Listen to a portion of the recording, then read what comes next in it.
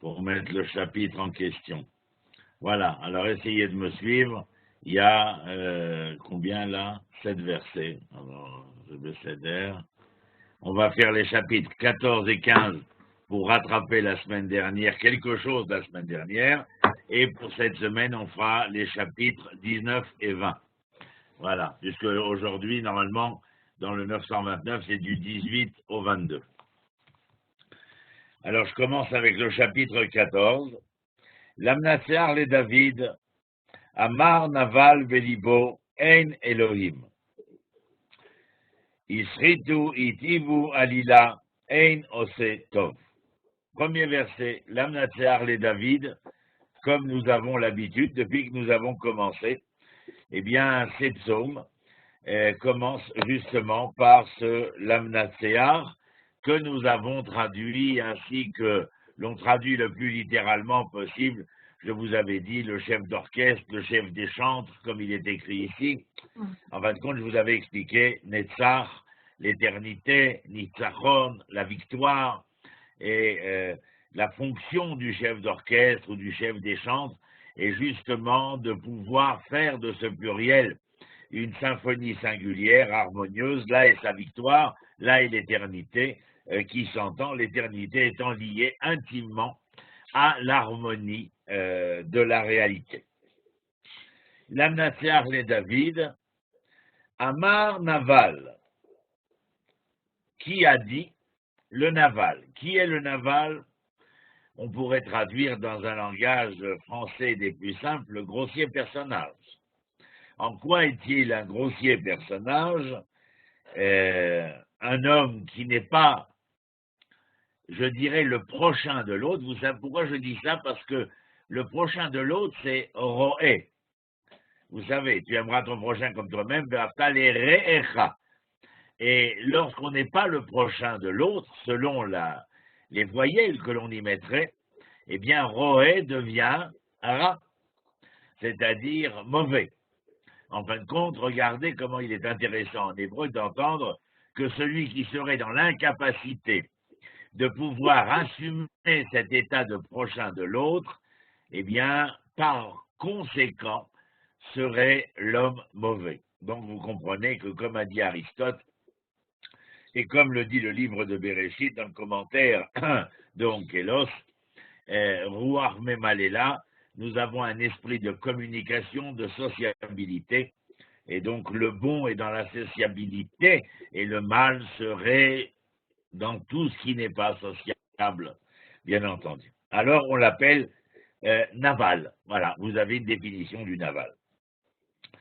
Que dit-il? Eh bien, il le dit dans son cœur, c'est-à-dire, il ne fait pas de grandes déclarations à Hyde Park. Excusez-moi, j'ai rappelé Londres, c'est juste pour le moment du souvenir. Et il ne fait pas de grandes déclarations à Hyde Park sur les cajots à vin pour interpeller la foule. Il est, en son âme et conscience, celui qui déclare, que déclare-t-il? Ein Elohim. Alors, Ein Elohim, c'est il n'y a pas de créateur, il n'y a pas le créateur des lois immuables de la création, c'est-à-dire que, eh bien, dirait-on, il est celui qui n'entend pas, en tout cas, la présence de Dieu parmi les hommes, mais même celui qui aurait été à même de créer le monde, eh bien, celui-ci n'est pas. Et c'est-à-dire qu'ici, dans le langage du psaume, à mon avis, on ne va pas faire la différence entre Elohim et Adonai. Le grossier personnage, cet homme qui n'est pas capable d'établir une responsabilité collective, alors il est celui qui est à même de déclarer qu'il n'y a pas de créateur. S'il n'y a pas de créateur, les créatures ont libre cours à ce qu'elles aspirent à être et devenir, mais surtout à avoir, bien entendu. Ishritu it ivu, je suis toujours au verset 1. Ishritu, ça veut dire qu'ils ont détruit. It ivu, alila, ça veut dire qu'ils ont sali l'événement, sali la réalité, ça salit le quotidien. Ils ont détruit ce quotidien. Et le verset se termine en disant Ein osetov, ce qui veut dire je n'ai pas trouvé parmi celui à même de pouvoir faire le bien. Si nous avons dit que le mal était cette incapacité à la responsabilité collective, il est bien clair que cet homme ne serait-ce qu'un seul bon, ça nous rappelle bien sûr comment dire, la disputation, on pourrait appeler ça entre guillemets, entre Dieu et Abraham, concernant la destruction de Sodome et Gomorrhe. Eh bien, il n'y a pas un seul homme capable à même de faire le bien. Le bien, ben, on le sait maintenant, le bien, ce serait être capable d'établir ce relationnel. Verset 2.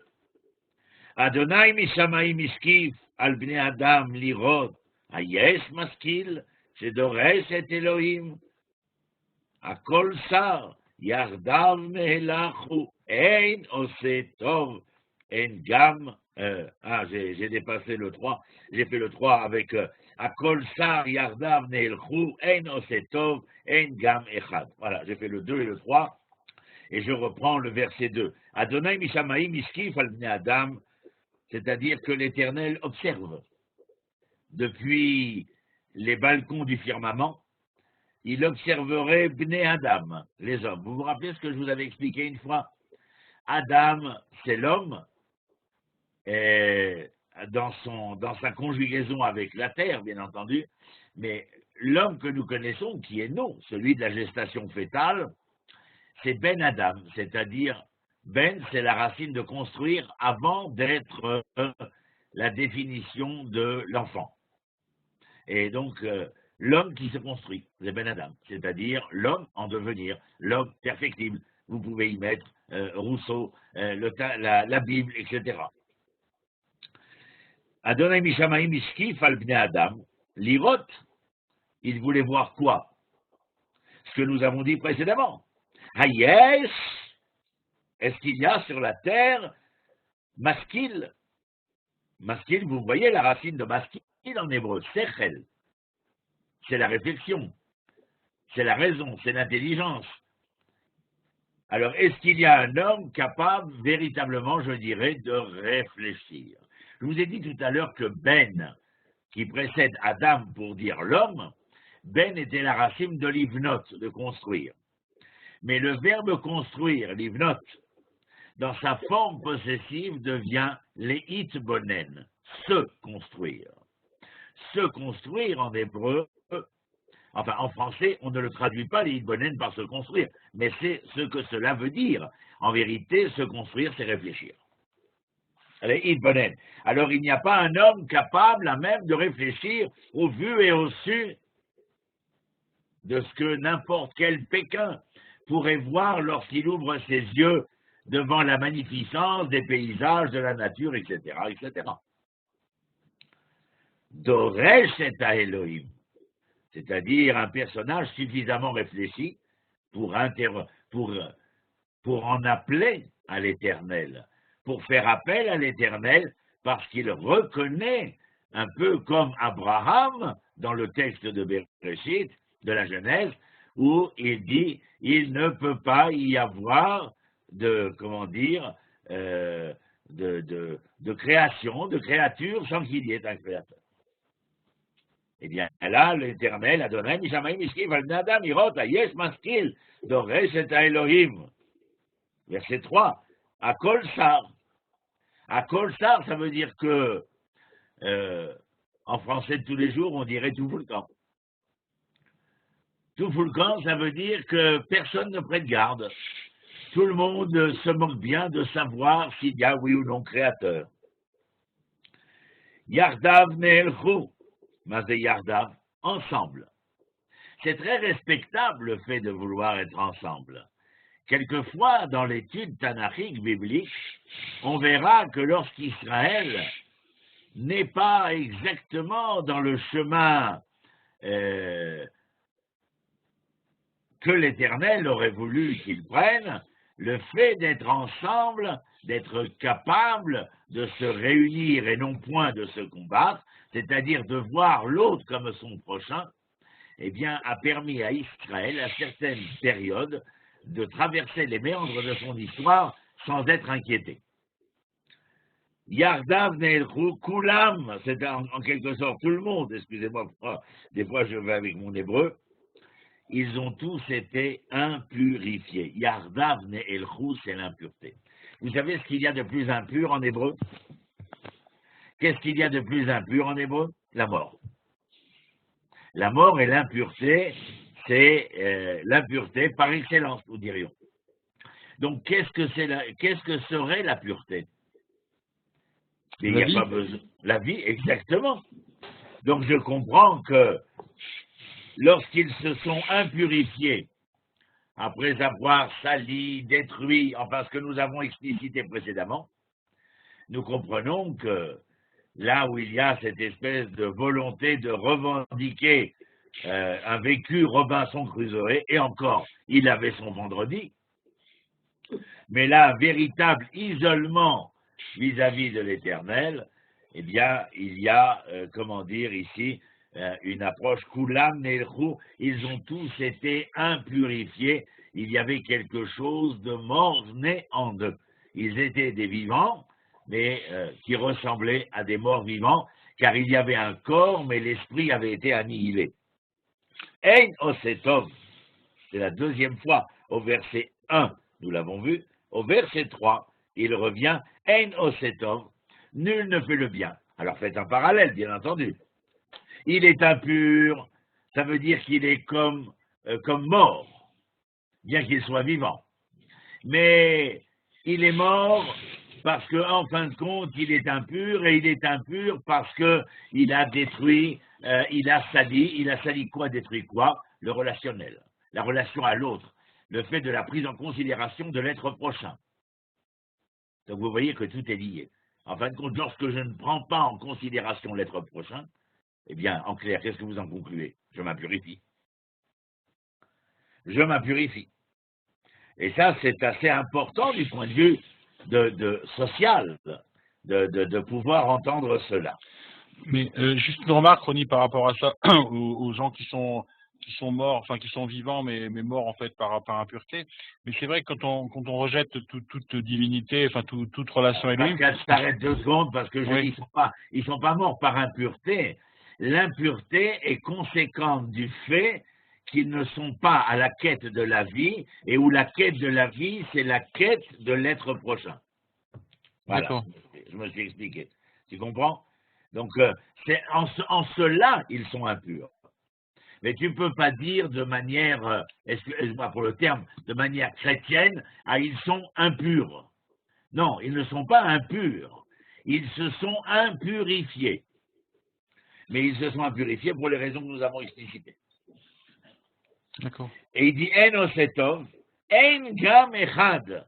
Et là, il y a une spécificité. Non seulement je n'ai pas trouvé quelqu'un qui fasse le bien, mais je n'en ai pas trouvé un seul.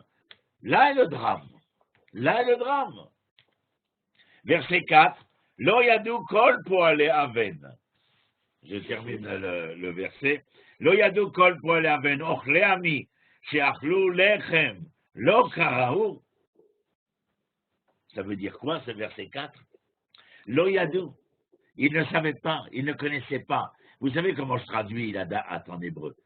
Je le traduis par la connaissance, la raison, mais vous le savez, dans le livre de la Genèse, la da'at, c'est véritablement la conjugaison intime de l'homme et de la femme. Donc il y a une conjugaison de l'histoire humaine, lo yadu kol. Bien oui, vous avez compris, je suis les versets. Il n'y a pas de relation au prochain. Il n'y a pas de conjugaison intimiste avec l'autre. Se conjuguer avec l'autre, ce n'est pas se conjuguer avec son épouse ou avec son mari, bien sûr. Mais se conjuguer, ça veut dire être capable de créer un verbiage, un verbe, une parole, capable de s'exprimer et de se faire valoir dans le sens de l'histoire humaine. Alors, il dit, lo yadu kol. Et comment les appelle-t-il? Ceux qui ne savent pas, ceux qui ne connaissent pas cette conjugaison du tout, pour aller à Aven. Qu'est-ce que c'est pour aller à Aven? Ma traduction à moi, je l'ai marqué, les serviteurs du néant, mes chers. Aven, pour moi, c'est le néant en hébreu. Pour aller, Aven, les serviteurs du néant. Vous êtes avec moi? Oui, je vois pas où c'est par contre, Ronnie. Verset 4. C'est au verset 4. Ben oui, allô, il y a deux cols pour aller, Aven, Inès, c'est marqué. D'accord, Aven, ouais. Ah, c'est bon, j'ai vu. Et là, il y a marqué ouvrier d'iniquité. Moi, je vais plus fort que cela. Aven, c'est le néant. Ceux qui se sont mis au service de cette destruction systématique de la réalité sociale et sociable, c'est-à-dire de l'événement sociétal, ceux-là sont devenus les serviteurs du néant, car allons à contre-courant de la construction sociétale. Ça vous parle? Je continue, j'ai pas fini. Et alors ces gens-là, que dit David ici? Ochle ami, c'est achlou lechem. Cela dévore mon peuple, comme ils dévorent leur quignon de pain. Pourquoi? Pourquoi dévore-t-il mon peuple à pleines dents, nous pourrions dire? Eh bien, pour la simple raison que d'abord, ils ne reconnaissent pas Dieu, et donc ils ne lui reconnaissent point aucun témoin, mais qui plus est, ils ne se reconnaissent pas dans l'élaboration sociétale que nous avons expliquée précédemment. Et celui qui est, en quelque sorte, la brebis galeuse de l'histoire humaine, eh bien, celui-là, nous n'en ferons qu'une bouchée. Ochle ami, achlou lechem, lo karaou. Et là, le lo karaou, je ne sais pas ce qu'ils vous ont dit ici dans le verset, et ils n'invoquent point l'Éternel, c'est ça. Lo karaou, c'est réitérer le propos dans le sens où il n'interpelle pas l'Éternel. Et comme il n'interpelle pas l'Éternel, eh bien, tout serait permis. En conséquence de quoi, nous sommes les témoins de ce que nous venons de lire. Cham, vous voyez verset 5, Cham, Pachadou Pachad, qui Elohim Bedor Tzadik. Mais Etzat là, je continue, je tournerai la page. Pour l'instant, venez, on fait ça. Cham Pachadou Pachad, ça veut dire quoi, dans ce que je me suis préparé? Que tous auraient dû craindre. Pensez-vous, comme dirait Abraham, chez Endin ve'en Dayan, est-il écrit dans l'exégèse biblique, ça veut dire il n'y a pas de justice et il n'y a pas de juge, que le monde est livré à lui-même. Voilà l'interpellation reprise ici dans le Téhilim. Cham, ils seront saisis, dès lors ils seront saisis d'épouvantes, car Dieu est avec la race des justes. Moi j'aime pas la race des justes, hein, à Birklal, c'est pas ma tasse de thé, ça. Qui est Elohim Bedor Tzadik, la génération.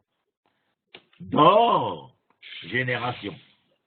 Les Dor Vador, c'est ce qui nous donne le propos de Dror chez les prophètes, c'est-à-dire de la liberté. Lorsque les générations sont capables d'être suivies, alors elles sont capables de liberté, parce qu'il y a viabilité, pérennité. Donc il dit bien, comment n'auriez-vous pu penser qu'il n'y a pas de juge et de justice? Vous ne craignez rien. Voilà, c'est de cela dont il est question, bien entendu. Et alors je passe à la page suivante, parce que le verset n'est pas terminé. Ah ben si, il était terminé. Donc c'est le verset 6 maintenant. Et il est écrit Atzat ani tavishu, qui Adonai marseu. Pensez-vous confondre les desseins du pauvre alors que l'Éternel est son abri? C'est ce qu'il dit ici. Atzat la'ani tavishu. Tavishu, c'est boucha. C'est véritablement avoir honte. Atzat ani tavishu, c'est vouloir pas confondre les desseins du pauvre, mais celui qui est déjà pauvre, c'est pouvoir l'écraser. c'est lui faire honte, mais on ne fait pas honte aux puissants, on fait honte aux pauvres. Ah ben attention si vous faites honte aux pauvres. L'autre partie du verset, qui a Adonai Marseou, l'Éternel est celui qui le protège, qui lui sert d'abri. Et au verset 7, phrase célèbre, Mi iten mi Tzion. En fin de compte, c'est une question-réponse. Qui sera capable d'amener, de faire survenir depuis Tzion, Yeshua d'Israël, la délivrance d'Israël. Beshuv Adonai Shvut Amo, lorsque l'Éternel ramènera son peuple, Yagel Yaakov, Ismar Israël. Yaakov, c'est celui qui est sur les traces d'eux, celui qui n'est pas encore Israël. Eh bien, lorsque la délivrance viendra et que l'Éternel mettra en marche l'histoire pour que les enfants d'Israël puissent revenir, il réjouira Yaakov, celui qui était en quelque sorte le pauvre du verset précédent, écrasé, foulé aux pieds de l'histoire. Yagel Yaakov, il devient de captif, il se libère de ses chaînes et se met en marche pour arriver vers Sion, où là il peut se réjouir, non plus comme Yaakov, mais comme Israël. Bon, alors, qu'est-ce que vous en dites? Ne criez pas si fort, j'entends rien. D'une manière générale, le psaume 14 parle des ennemis d'Israël, donc qui sont athées, si on ne veut pas vraiment nommer les choses, en fait, qui dénient... Oui, bien sûr, puisqu'il dénie complètement un créateur, et dans le sens du créateur, il dénie aussi le droit de justice. Et à l'époque de David, il y avait des peuples athées autour d'Israël, ou c'était des gens qui avaient d'autres croyances plutôt? Je crois que ce qu'il veut nous dire, c'est qu'on ne reconnaît pas que ce soit au sein d'Israël, ce qui est très probable aussi, mais à l'extérieur, on ne reconnaît pas le Dieu d'Israël. Ça veut dire quoi, ne pas reconnaître le Dieu d'Israël? Ne pas reconnaître le message, le projet du Dieu d'Israël. C'est de ça dont il est question. Vous en avez parlé, Ronnie. Comment peut-on traduire d'or par race? Ah, moi non, je ne traduis pas d'or par race, je vous l'ai dit. Ça paraît impossible. Ah non, c'est impossible, ça n'a rien à voir d'ailleurs. Voilà, d'or, c'est une génération. Et voilà. comme je vous ai dit, le suivi des générations crée le mot dror qui veut dire liberté. Okay. Parce qu'il y a possibilité de pérennité. Mais d'or, race, alors là, oui. J'ai été aussi surpris que vous de le découvrir. Ah oui, c'est mystère. Mais non, ça n'a rien à voir, en tout cas, c'est pas dans mon lexicon. Merci. Je continue au chapitre 15, mes chers amis. Ça va comme ça de prendre notre temps, tout le monde est satisfait. Bon, c'est très bien pour moi. Hein. Oui. Non, c'est bien. Alors, Mizmor les David. Mizmor les David. Où suis-je, moi? Ah, il faut que je tourne la page, excusez-moi, je ne l'ai pas tournée. Alors, Mizmor les David. Adonai, mi yagur be'oalecha, mi yishkon behar kodshecha. La question est intéressante ici. Mizmor les David, Zimra, Zemer, c'est le chant, le cantique, l'incantation vis-à-vis du divin. Et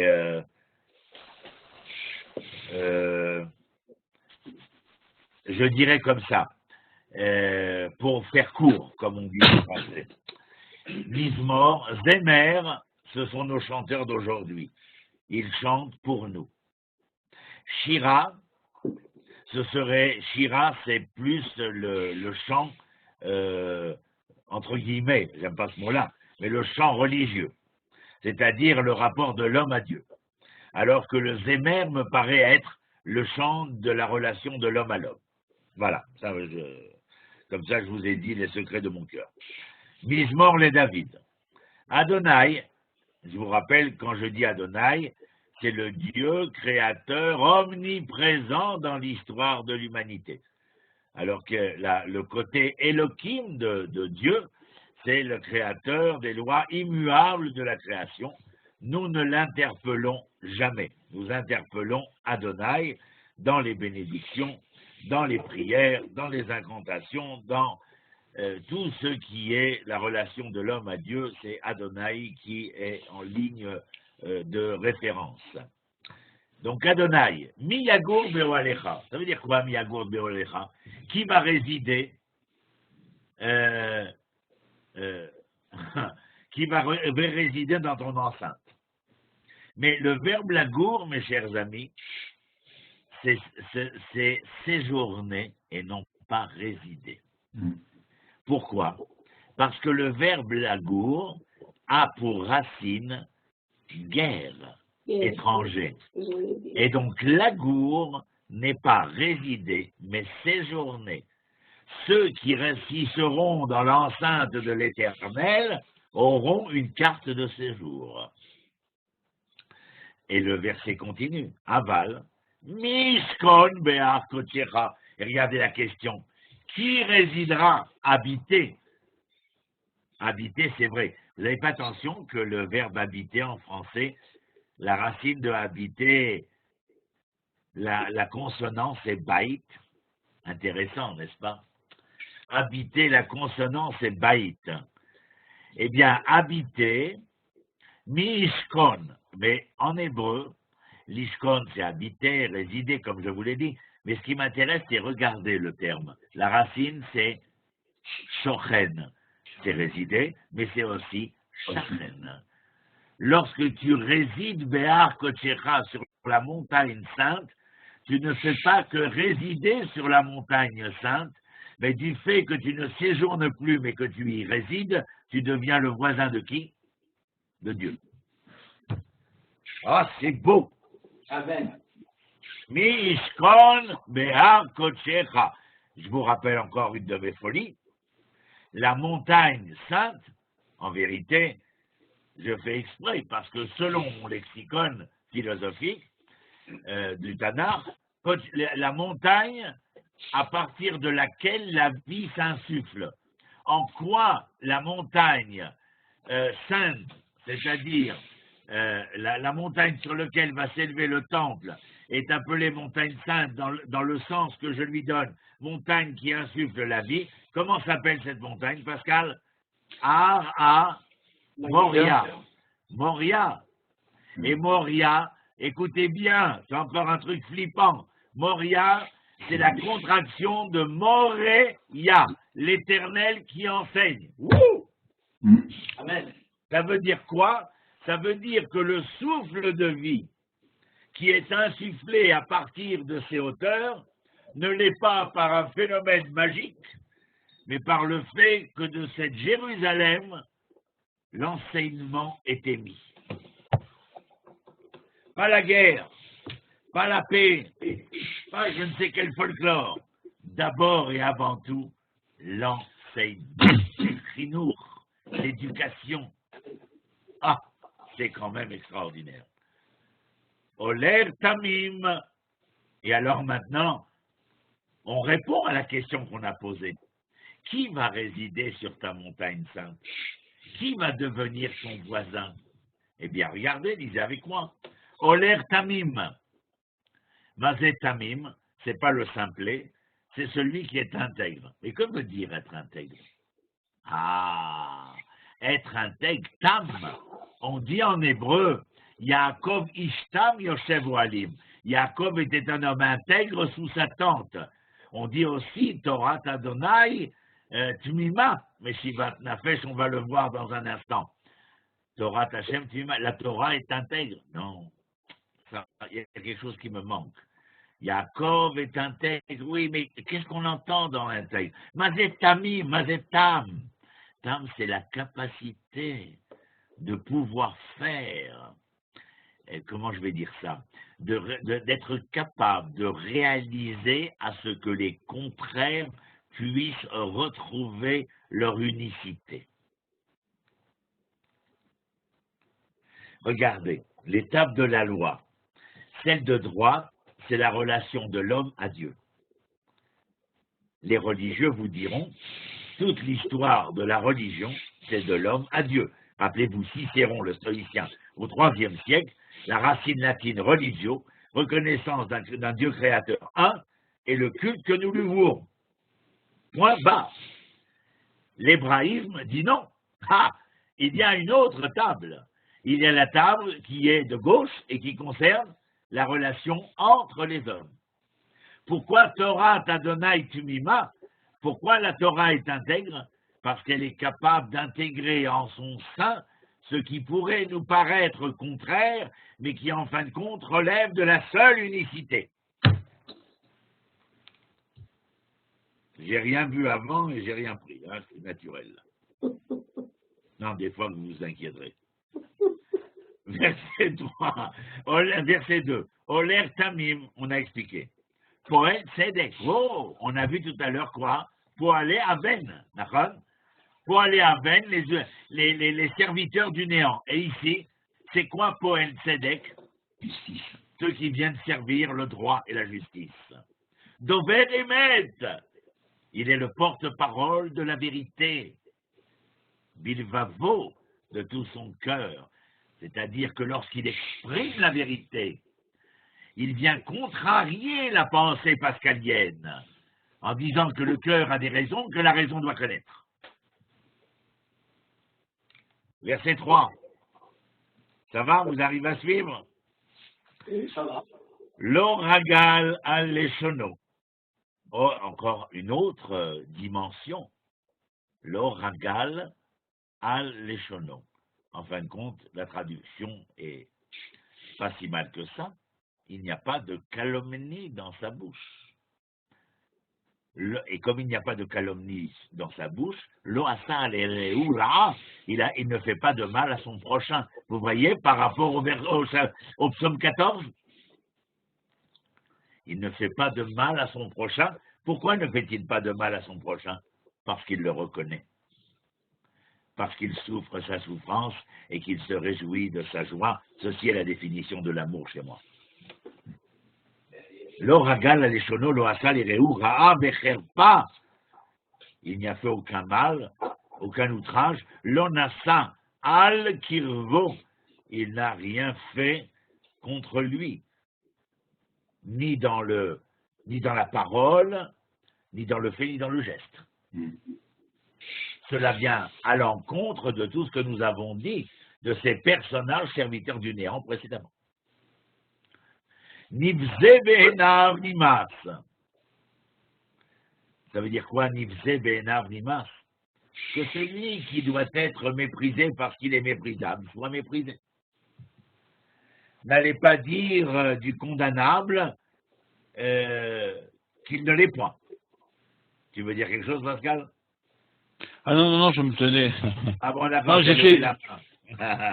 Excuse-moi. j'ai essayé de comprendre, parce que la traduction, comment dire... Nivze, c'est le mépris, celui qui est méprisable. D'accord? Be'enav nimas, celui qui est méprisable, à mes yeux, je ne le supporte point. Voilà. D'accord. Ah oui, BN, c'est dans mes yeux, oui, d'accord. Le personnage qui a brûlé l'infirmière la semaine dernière au dispensaire en lui jetant de l'alcool et en une allumette par-dessus le marché et qui est mort des suites de ses blessures, raison pour laquelle j'ai écrit l'article que peut-être vous avez vu le texte juif, point d'exclamation, les bourreaux sont parmi nous.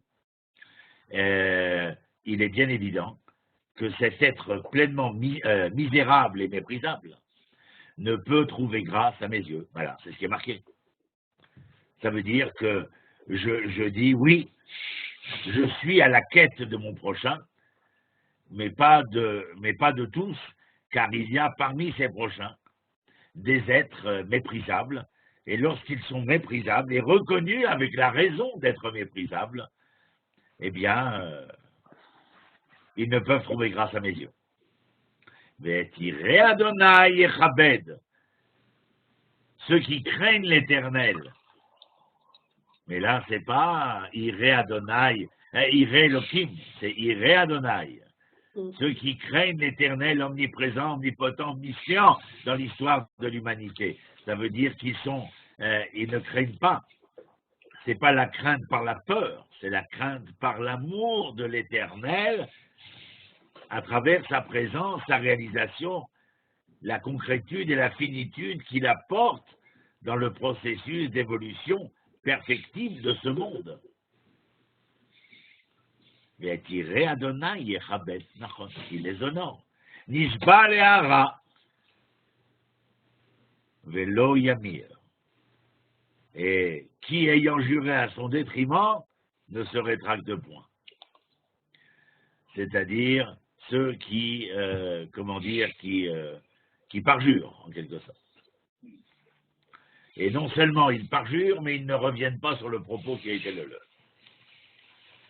Vous entendez ensuite, c'est très simple, la suite.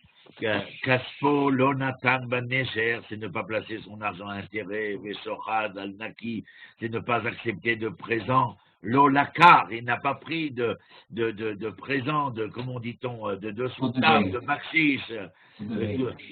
Comment? Pot de vin. Oui, pot de vin. Pot de vin. Pot de vin, oui. On dit aussi dessous de table. Et en tout cas, voilà. Et comme dans la situation où l'Occident, y compris Israël, se trouve, ces paroles sont pleines de références.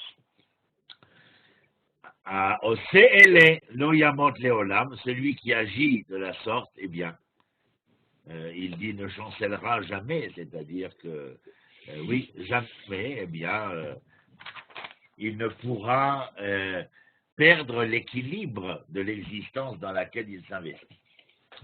14 et 15, c'était pour la semaine dernière. Vous avez quelque chose à dire? Vous avez quelque chose à déclarer pour votre défense? Parce que moi, je vous accuse. Bon, allez, on continue. Alors maintenant, on va passer au truc d'aujourd'hui, le chapitre 19. Allez, on y va, et je vous ferai tourner la page. Je regarde mon écriture à moi d'abord et avant. Le titre du 19, c'est la gloire divine au sein de sa création. Vous allez voir tout de suite. La Mnatsear, Mizmor, les David, je n'explique plus ça, et je passe. Hashamayim mesaprim kvod el, maaseh yadav, magid arakia. J'ai lu Aleph, et j'ai la Mnatsear, Mizmor, les David, c'est le 1, et le verset 2 qui m'intéresse. Hashamayim mesaprim kvod el, maaseh yadav, magid arakia. Eh bien, voilà. Je vais vous dire quelque chose. Shamaïm, c'est les cieux. Seulement, Shamaïm, à mon avis, ce psaume de David, j'ai dit à la gloire de Dieu au sein de la création, mais ce qui est le plus important ici, ce n'est pas seulement la gloire de Dieu, je pense que qui plus est, c'est d'abord la gloire de l'Éternel au sein de la création, je pense à la création et à ses créatures. Et donc, je lis comme ça. Shamaïm, oui, Pascal. Oui, non, mais c'était juste par rapport au, parce que c'est rare comment dire, qu'il y ait juste le L, en fait, pour le diminutif d'Elohim, en fait, dans les psaumes, en fait. Enfin, en tout cas, je le découvre là, quoi. Ken. Aval, c'est comme, d'une certaine manière, le Elohim du créateur des lois immuables, c'est ce qu'on a expliqué précédemment. À Shamaïm, alors ce que je voulais vous dire, c'est quoi? Shamaïm, c'est la contraction de quoi?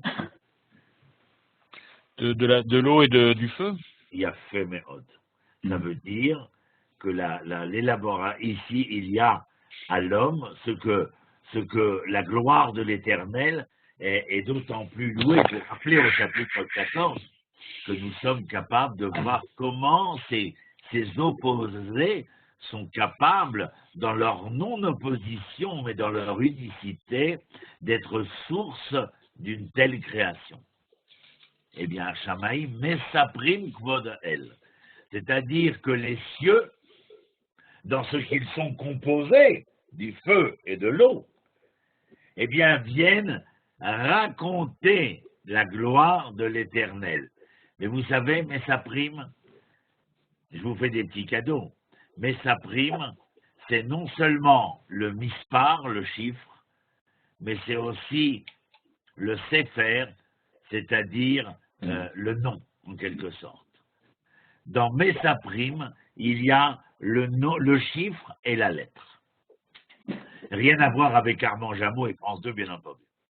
Mais Sefer, il y a la chance de compter aussi dedans, non? Oui, sefer, c'est compter, Nahon.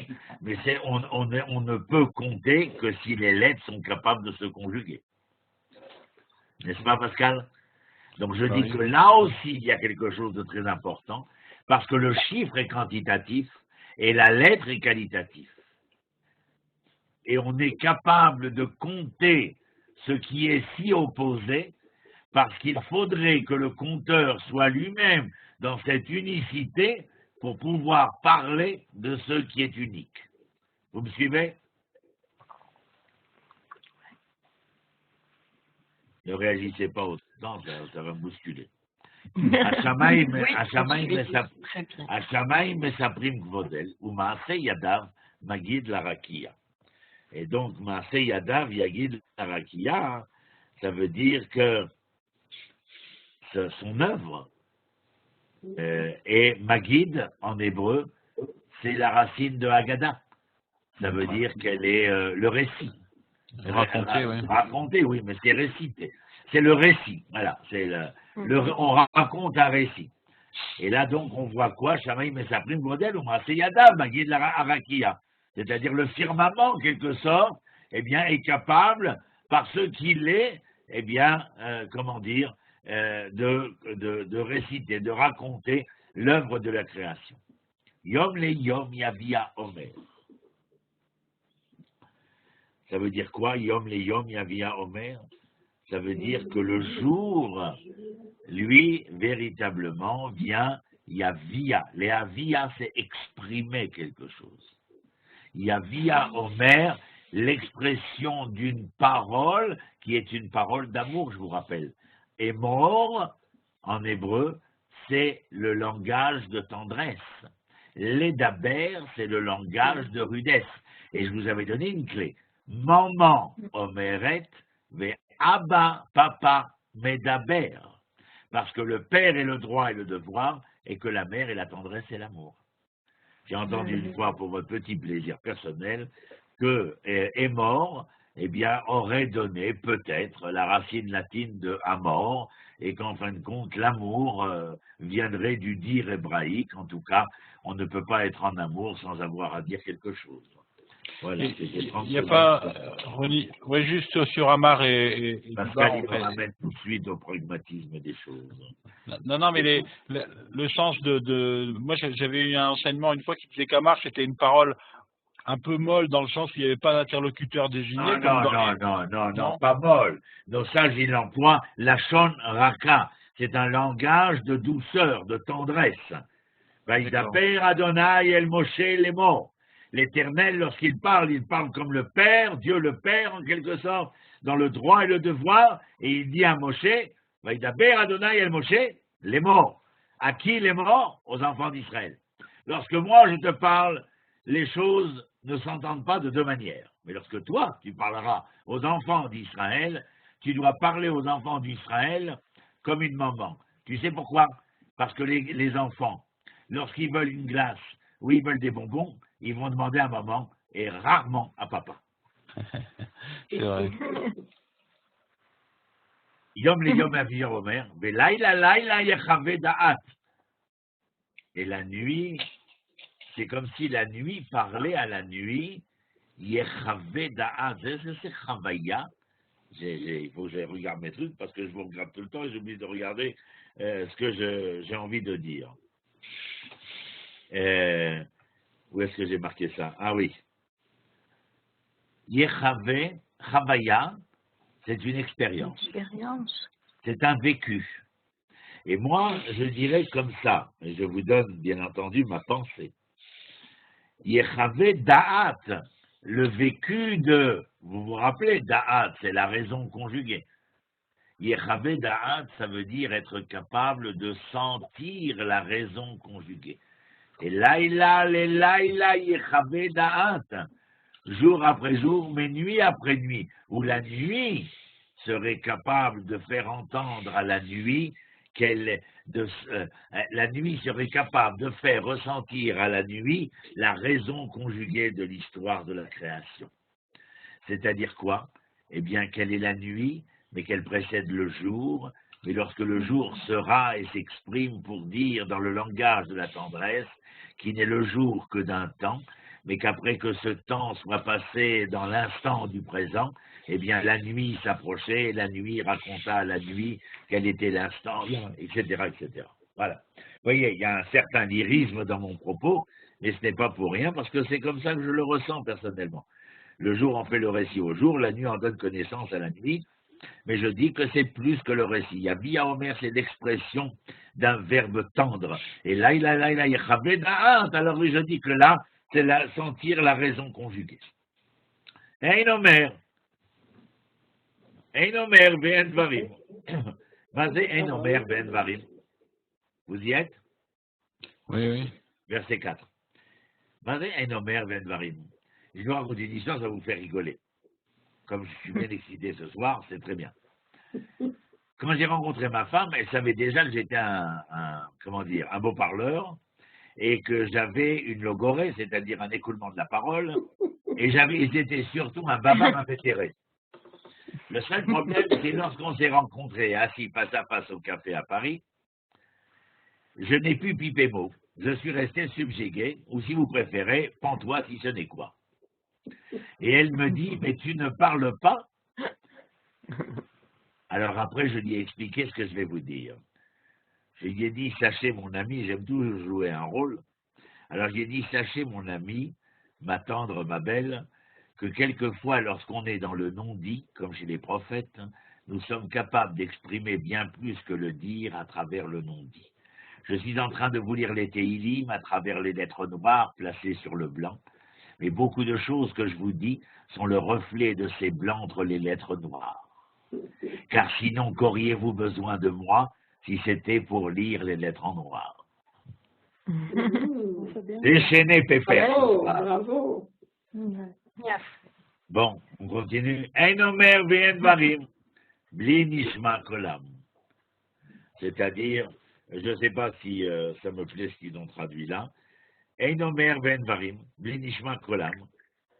Et c'est à mon avis là où il y a les non-dits, comme je vous l'ai expliqué, sans même qu'on ait besoin de faire entendre sa voix.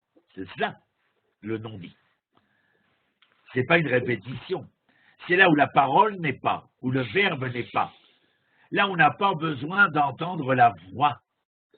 Il faut être capable de percevoir dans un soi-disant néant tout ce qui est, tout ce qui vit, tout ce qui vibre à l'instant. Bechol Haaret, verset 5, Yatsa Kavam. Dans tout le pays, à la surface de la terre, Mazé Yatsa Kavam, qu'est-ce qu'ils traduisent? Sentant l'harmonie. Vous savez pourquoi l'harmonie, ils ont écrit? Je pense, parce que vous avez entendu Yatsa Kavam, c'est-à-dire qu'on a pu voir, entendre, comprendre. Kav, c'est un trait. Kav, ce sont ces traits qui, ajoutés les uns aux autres, sont capables de vous permettre d'avoir une ligne. Et c'est pour ça peut-être qu'ils ont traduit l'harmonie. Parce que Bechol Haaretz, à la surface de la terre, Yatsa Kavam, c'est-à-dire que tout, en fin de compte, se fait pas à pas, trait par trait. Et lorsque les pas à pas sont capables de construire une histoire, trait par trait, ils sont capables d'élaborer une ligne. Vous dites que c'était belle, et à l'extrémité, aux confins du monde, c'est-à-dire Miléhem, c'est-à-dire aux confins du monde, il y a le mot qui s'entend, la Shemesh, Sham Ohel Bahem. Aux confins du monde, là où s'entendra le mot, je ne sais pas pourquoi ils n'ont pas traduit, là où Dieu a assigné une demeure au soleil. c'est-à-dire la demeure qui pourrait nous faire entendre au niveau des hommes. Celle de l'Est à partir duquel il va se lever, ou celle de l'Ouest à partir d'où il va se coucher. Mais il a une demeure, bien entendu, d'un bout à l'autre du monde. Eh bien, comme, vous voyez, d'un bout à l'autre du monde, c'est-à-dire de d'Est en Ouest, eh bien, cette parole est capable d'être exprimée par l'homme, alors que la création ne parle pas, n'exprime aucun verbe. Il faut que l'homme puisse entendre justement, cave, trait par trait, pas à pas. Verset 6, Veu keratan yotze mirupato. Veu keratan yotze, le marié qui sort de sa roupa, Yassis kegibor, celui qui sort de sa chambre nuptiale, est-il écrit, Yassis kegibor, il se réjouira comme un héros, Naron, la route horar, afin de continuer, continuer à poursuivre sa vie. Yassis kegibor, la route horar, Miksea shamaim motsao, et là, de la même manière que le soleil, en fin de compte, pour l'homme, son point de départ, Miksea shamaim, est à l'extrémité des cieux, son orbite en brasseur étendu, rien ne se dérobe à sa chaleur.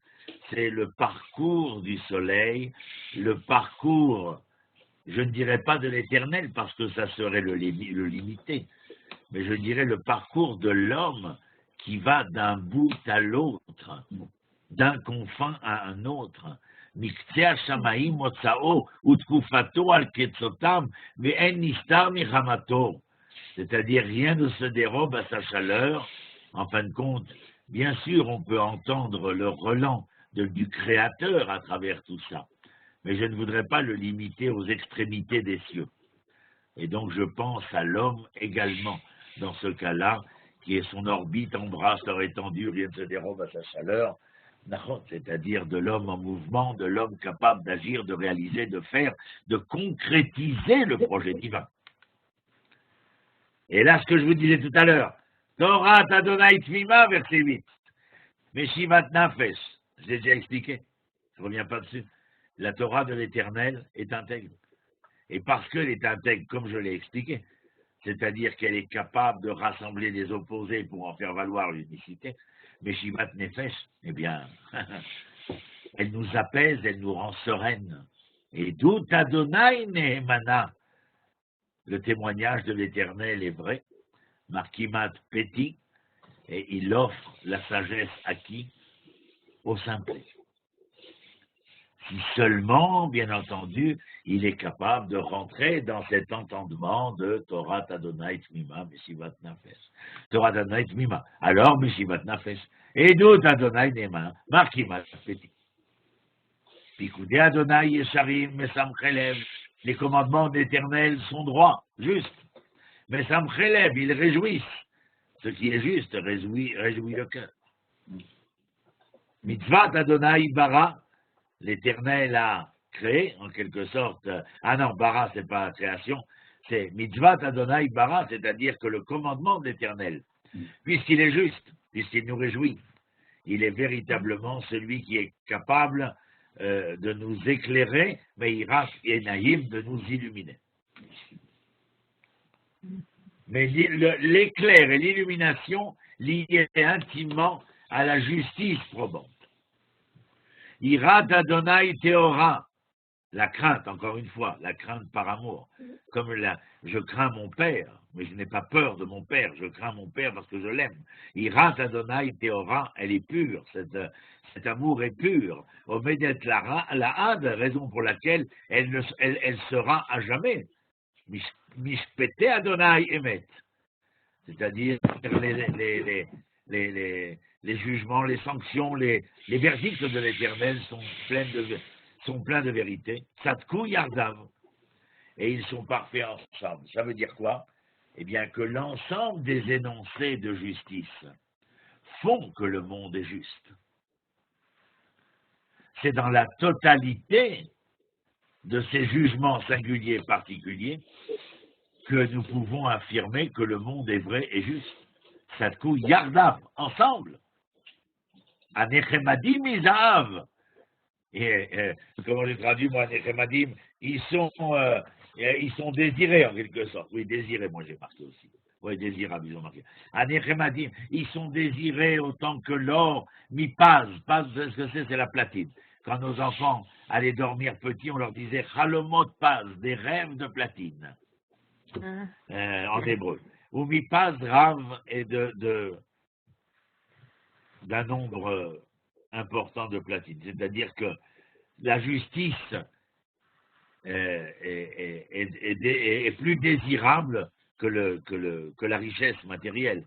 Ou metukim midvash est plus douce que le miel, venofet sofim. Alors, nofet sofim, le sucre des rayons. Vous savez, les rayons de quoi? Les rayons de la ruche, qui sont faits avec la cire de l'abeille, que les abeilles fabriquent, bien entendu. Et d'où le miel va être préparé, patin coup. Verset 12, Gam avdecha nizar bahem. C'est David qui parle. Ton serviteur les respecte. Les somra, mais Kevrav. Il les respecte, il les observe, et cette observance-là a grande valeur à ses yeux. Liot miyavid. Liot miyavid, ça veut dire qui veut se rendre compte des faux pas. Oui, d'accord. Ça veut dire qui ne ferait pas de faux pas. Et parce que qui ne ferait pas de faux pas, Ministarot Nakeni, alors ne me punis pas.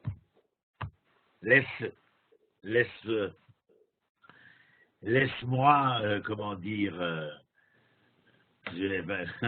laisse-moi plein et entier dans mon intégrité, physique bien entendu.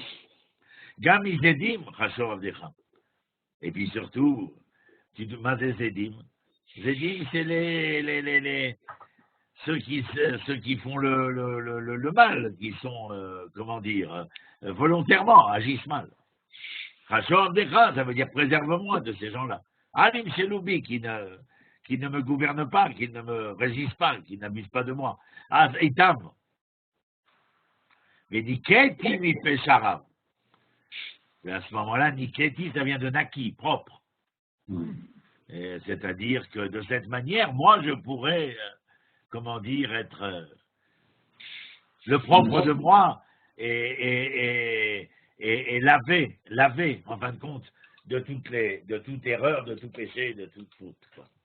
Yehi ratson imripi, c'est la prière de David. Que les paroles de ma bouche et les pensées de mon cœur soient agréables à tes yeux, éternel, mon rocher, mon sauveur. Yehi ratson, dans la prière, on retrouve ça. Yehi ratson imripi, midon, libi, lefanecha, Adonai, tsuri, vegoali, point barre. Vous comprenez? On n'a même pas fait le 20 encore, m'a dit non. Heureusement qu'on en a fait 4. La Natsar, Mizmor et David, la même chose. Il y a un Echa Adonai Beyom Sarah. Au moment où tu vas te sentir comme étouffé, comme à l'étroit. Alors, en quelque sorte, ce psaume, vous savez, au chef des chants, psaume de David, là, je vous dirai un secret. Je crois que c'est le peuple, ou les Cohen, ou les Lévis qui prient pour David. Et alors, si vous entendez ça, écoutez, il y a un Echa Adonai Beyom Sarah, que l'Éternel t'exauce au jour de ta détresse, au moment où tu te sens à l'étroit. Vous savez qu'il en aura des problèmes, David. Isaac Vecha, Nahon, Shem Elohei Yaakov. Segev, qu'est-ce que j'ai marqué? Oui, c'est une forteresse. Ça veut dire, en fin de compte, la forteresse est là pourquoi? Pour me protéger foncièrement. Shem Elohei Yaakov. Que le nom de Yaakov te protège. Pourquoi Yaakov ici? Parce que Yaakov est le père d'Israël. C'est lui qui va devenir Israël. Le père des 12 tribus. Et donc c'est lui qui porte le nom d'Israël et le nom est l'essence de l'être. Ishlar Ezrecha Mikodesh. Et si Dieu doit t'aider alors qu'il t'aide depuis le lieu vous vous rappelez, Mikodesh, de là où il enseigne pour insuffler la vie.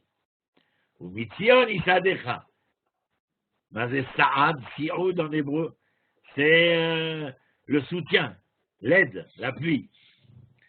et depuis Sion, qui peut être eh bien le Haramoria, Ishar Ezrecha Mikodesh ou Mitzion Zadecha, de Jérusalem, le Haramoria, etc., que soit, comment dire, la source sur laquelle tu t'appuies, bien sûr, tu te réfères, mais que depuis là-bas, l'Éternel, au nom de ce que Jérusalem représente, qu'il te sauve. Iskor kol minchotecha, que l'Éternel se souvienne de tout ce que tu lui as sacrifié. Volotecha yatshena sela, pareil, les holocaustes que tu lui as offerts. Iten lecha kilvavecha, ça on le dit dans l'hébreu moderne. Iten lecha kilvavecha, que Dieu t'accorde ce que ton cœur aspire, ce à quoi ton cœur aspire. Mais kol atzatecha yemale, et tout ce que tu désires, que cela se réalise. Meranena bishwatecha, nous nous réjouirons de ta délivrance. Ou Beshem Eloheinu nidgol. Et quoi? Au nom de l'Éternel, nous élèverons l'étendard, Yemale Adonai, c'est-à-dire le nom de l'Éternel sera loué, mis en étendard. Kol mishalotecha. Neranena mishwatecha. Ou Beshem Eloheinu nidgol. Yemale Adonai, Kol mishalotecha, que l'Éternel compte tous tes vœux. Tout cela fait partie du langage quotidien de l'Israélien moyen aujourd'hui. Ata yadati, vous vous rappelez Ata? En conséquence de tout ce que nous avons dit jusqu'à maintenant. Yadati ki Yoshia Adonai Meshichon. En conséquence de tout cela, je sais que la conjugaison de la raison de l'histoire me permet de t'entendre et de comprendre que l'Éternel a apporté la délivrance à son Messie.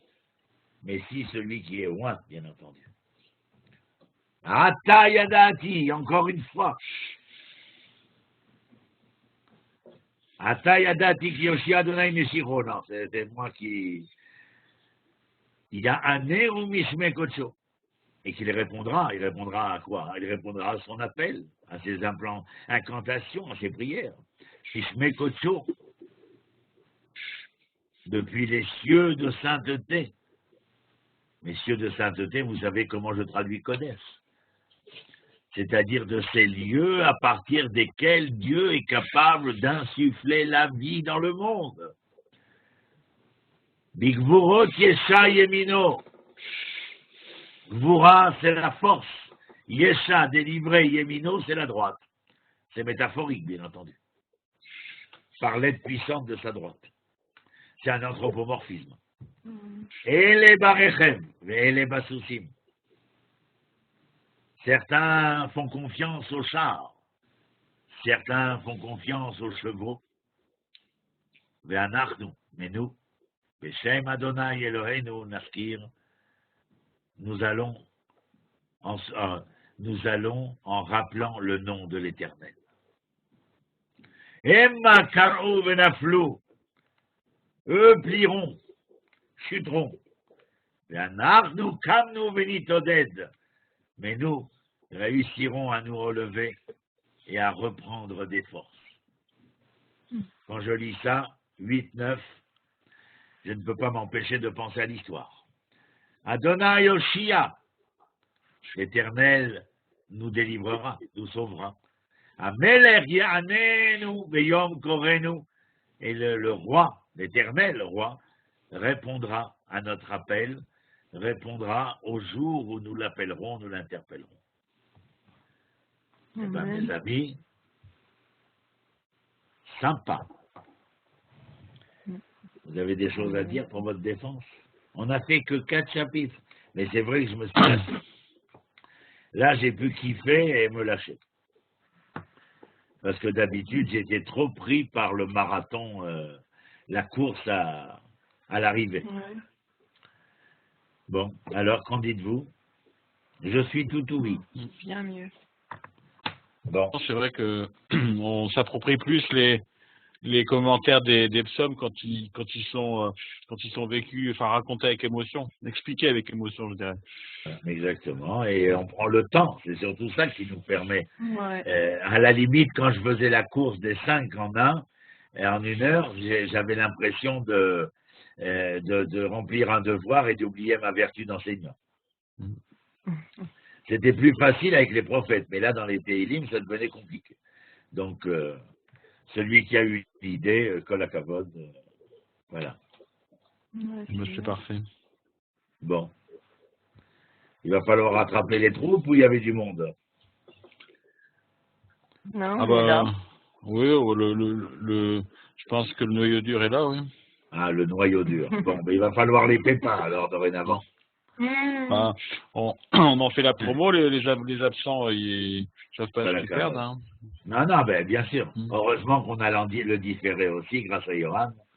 Mais je pense que c'est important parce que on a vu 4 chapitres et surtout des leçons qui nous sont tout à fait probantes parce qu'elles sont tout à fait contemporaines d'actualité, je dirais, qu'elles nous servent au quotidien. Je vous remercie d'avoir été là. Je vous souhaite une bonne fin de semaine.